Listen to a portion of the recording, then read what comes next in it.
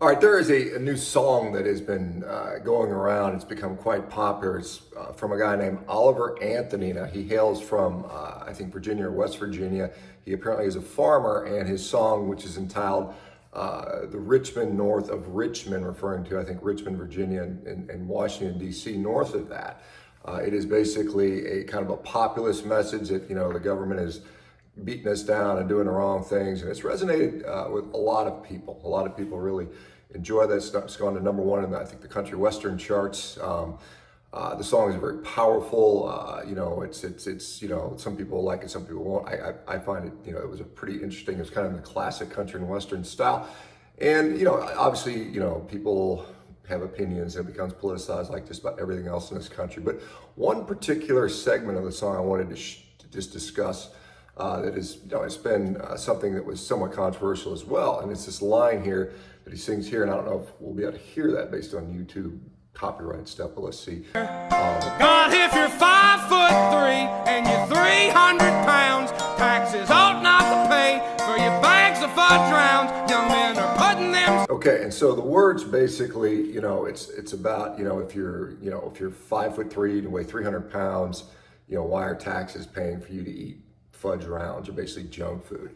And that's an interesting question. And is that the case? Well, we know there's different programs, the SNAP program, the EBT program, the WIC program, which is women, infant, and children, and it varies state by state. I look at my state, for instance, which is interesting. The WIC program, for women and kids, allows for milk and eggs, cereal, whole grain type stuff. They don't allow for meat in there, which is kind of concerning and interesting. And so what happens is, a lot of times what happens is poor people are forced to make decisions based on finances, and they often choose cheap, low quality foods because that's what they can afford. And those cheap, low quality foods are intentionally designed to addict us and certainly make us sick. And so we have an epidemic of obesity among the poor. It's the opposite. We don't have starving thin people. We have obese, undernourished, but over calorically consumed people that are sick. And these sick people drive,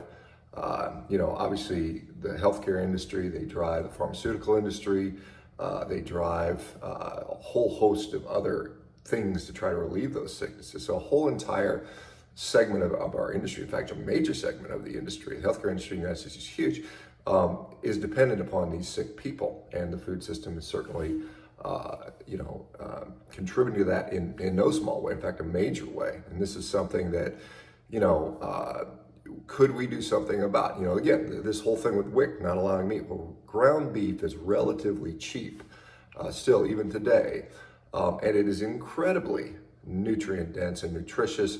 And that fact alone could probably help to alleviate some of this. Remember, one of the reasons so many people have success on meat-based diet, carnivore diets, animal-based diets is that meat is so nutrient-filled and also so satiating that they don't eat that other garbage. But again, the cynic in me believes that these people don't want that. They don't want you to be healthy because they profit on your sickness. And this is the same thing. And so I think this song that Oliver Anthony's singing about is basically, there's a small minority of people that are very wealthy that are profiting on your suffering, and to no small degree. And it's something very frustrating. So I can understand the message here.